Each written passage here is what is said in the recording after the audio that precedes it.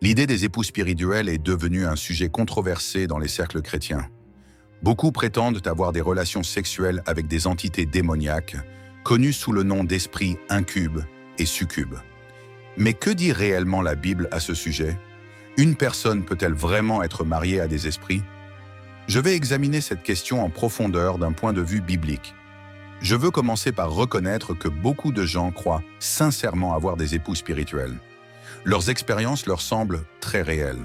Cependant, nous devons nous rappeler que ce n'est pas parce que quelque chose semble réel que cela le rend automatiquement vrai ou biblique. La seule source fiable de vérité que nous avons est la parole de Dieu, alors plongeons dans ce que la Bible a à dire. Tout d'abord, il est important de définir ce que sont réellement les époux spirituels. Ceux qui y croient affirment qu'il existe certains esprits qui se marient avec des gens, les visitent pendant leur sommeil et ont des relations sexuelles avec eux. Cela forme un lien conjugal exclusif où la personne est considérée comme mariée à cet esprit ou possédée par lui. Selon eux, un époux spirituel les empêche d'avoir des relations humaines et cause des bouleversements dans leur vie. Cela a conduit à une situation où, si une personne reste célibataire très longtemps, elle pourrait commencer à penser qu'elle a un époux spirituel. Mais voici la vérité. Nulle part dans la Bible, le terme époux spirituel n'est mentionné. Il est important que vous continuiez de regarder, car je vais équilibrer cela en expliquant pourquoi ils ont de telles expériences. Dans la Bible, nous voyons d'autres esprits mentionnés, mais jamais un époux spirituel. Alors, d'où vient cette idée? Le concept des époux spirituels remonte à la mythologie médiévale et au folklore. Des récits de démons connus sous le nom d'incubes et de succubes qui terrorisent les gens dans leur sommeil existent depuis des siècles. Ils étaient utilisés pour expliquer certains phénomènes, comme les rêves humides et la paralysie du sommeil. Mais ce n'est pas parce qu'une idée est ancienne qu'elle est bibliquement exacte. Nous devons examiner ce que dit la parole de Dieu. Dans Genèse 2,18, Dieu dit « Il n'est pas bon que l'homme soit seul, je lui ferai une aide semblable à lui. » Puis Genèse 2,24 dit « C'est pourquoi l'homme quittera son père et sa mère, et s'attachera à sa femme, et ils deviendront une seule chair. » Ce passage fondamental enseigne que le mariage a été créé par Dieu pour être entre un homme et une femme. Les deux deviennent un physiquement, émotionnellement et spirituellement. Le Nouveau Testament réaffirme cela. Éphésiens 5 appelle le mariage un profond mystère spirituel destiné à refléter le Christ et l'Église. Ainsi, les Écritures sont claires. Le mariage légitime ne peut se produire qu'entre un homme et une femme. Il n'y a aucun précédent biblique pour des mariages entre humains et êtres non physiques. Certains prétendent même que Genèse 6, 1 à 2, qui mentionne les fils de Dieu épousant les filles des hommes, parle des époux spirituels. Les fils de Dieu étaient des anges déchus qui prirent forme physique et se marièrent avec des femmes humaines. Donc c'était encore un mariage physique entre deux êtres physiques. En fin de compte, vous ne pouvez pas vraiment être marié à un esprit. Le mariage nécessite une alliance physique et une consommation que les esprits ne peuvent accomplir. Donc même si vous êtes marié à un esprit, comme ils le disent, ce mariage ne serait ni légal ni reconnu aux yeux de Dieu. Certains peuvent prétendre que les esprits se forcent sur les gens contre leur volonté, mais des relations forcées ne constitueraient pas non plus un mariage légitime. Pour qu'un mariage soit valide, les deux parties doivent consentir volontairement et consommer l'union. Les esprits ne peuvent pas vous contraindre légalement dans vos rêves à un mariage. Maintenant, certains peuvent demander, même si ce n'est pas un véritable mariage, les esprits peuvent-ils encore avoir des relations avec des gens dans le domaine spirituel? C'est une question importante, mais la réponse doit être nuancée. Les esprits peuvent avoir des relations avec une personne uniquement lorsque cette personne y consent. Bien que j'ai mentionné que les esprits n'ont pas le droit de vous épouser en tant qu'individu, il est également important de réaliser que les démons ont la capacité de s'attacher à un individu s'il leur en ouvre la porte. Je veux être clair, je ne nie pas que les influences spirituelles ou démoniaques soient surréelles. La Bible regorge d'exemples, mais la notion d'époux spirituel ne vient pas de la Bible. Un point important à noter est que les démons et les esprits maléfiques opèrent dans différentes catégories et missions en fonction de leur rang. Un esprit de convoitise s'assurera de continuer à vous faire souffrir sous le contrôle de l'immoralité. Et en ce qui concerne ce que vous appelez communément époux spirituel, cette catégorie particulière de démons relèvent toujours des principautés et des puissances de convoitise de haut rang.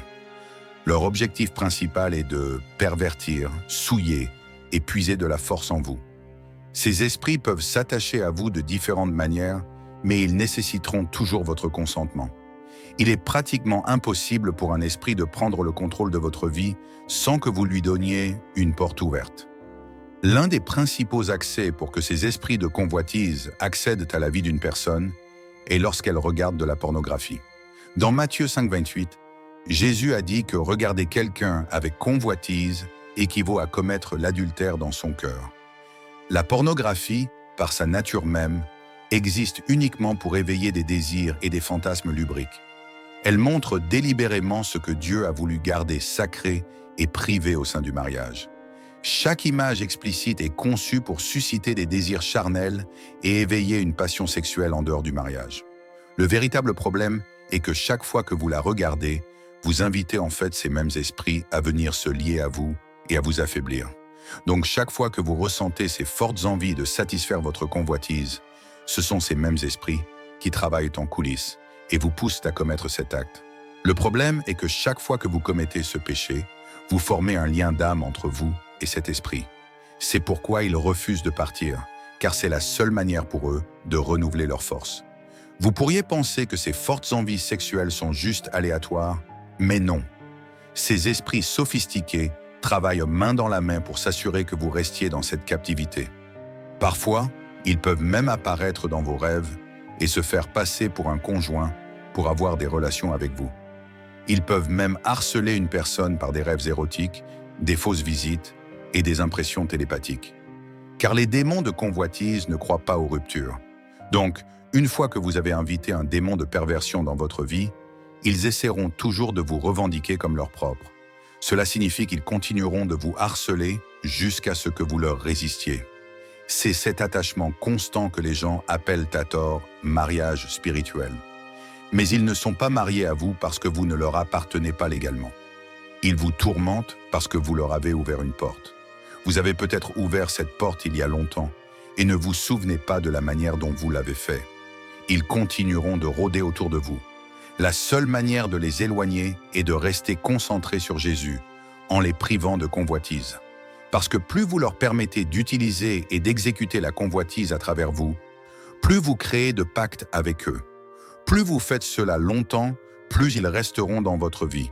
Ce qu'ils feront essentiellement, c'est de continuer à vous utiliser pour leur propre plaisir.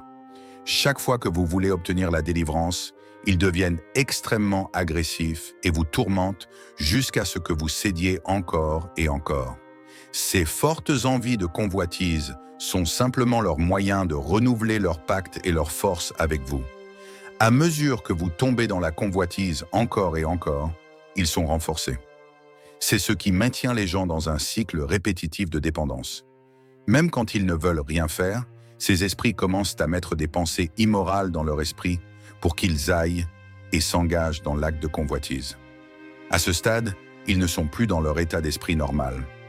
C'est l'esprit qui les pousse à commettre cet acte. Plus vous le faites, plus ces forces deviennent puissantes et fortes. Avec le temps, elles passent de simples démons de convoitise à devenir un fort. Un fort est essentiellement une classe de démons plus puissante qui non seulement retient une victime en otage, mais commence aussi à contrôler tous les autres aspects de sa vie. C'est cet attachement et ce contrôle puissant qui font que les gens les appellent par erreur des maris spirituels ou des femmes spirituelles. Mais en réalité, ce n'est pas qu'ils soient mariés à vous, car, comme je l'ai dit, ce n'est pas un mariage reconnu aux yeux de Dieu.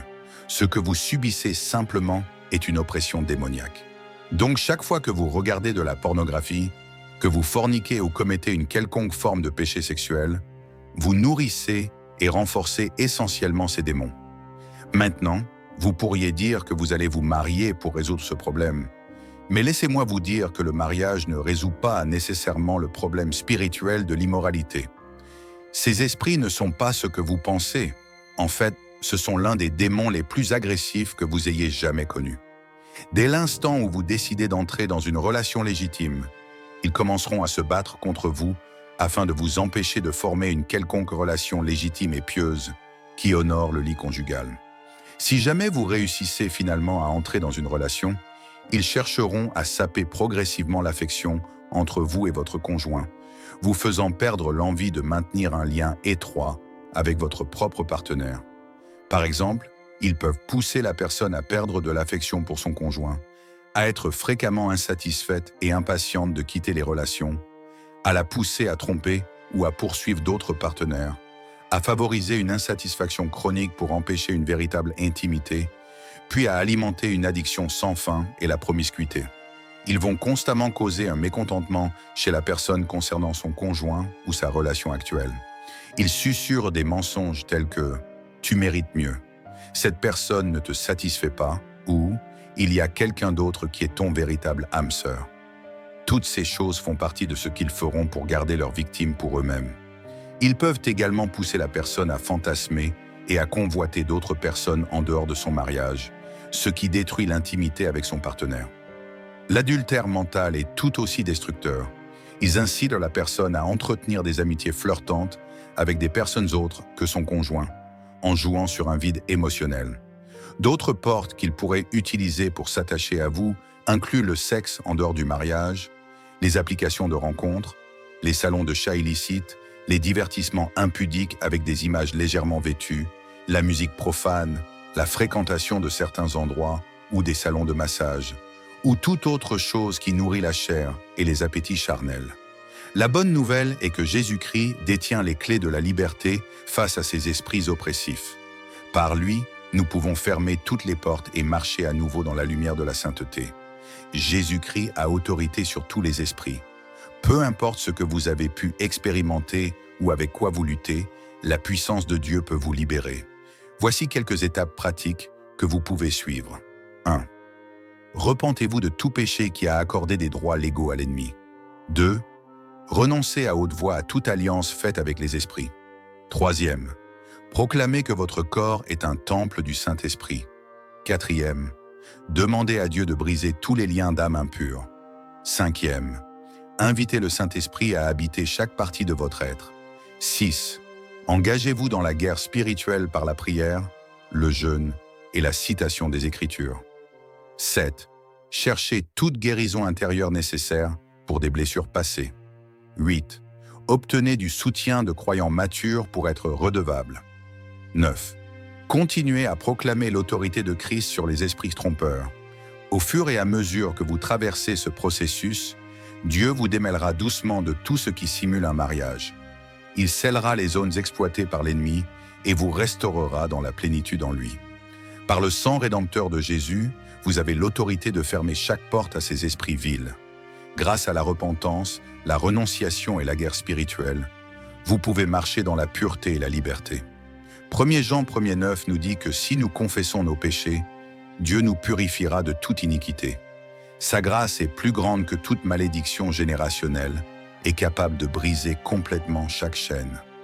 Nous devons être vigilants pour protéger nos yeux et nos esprits des pièges sensuels de l'ennemi.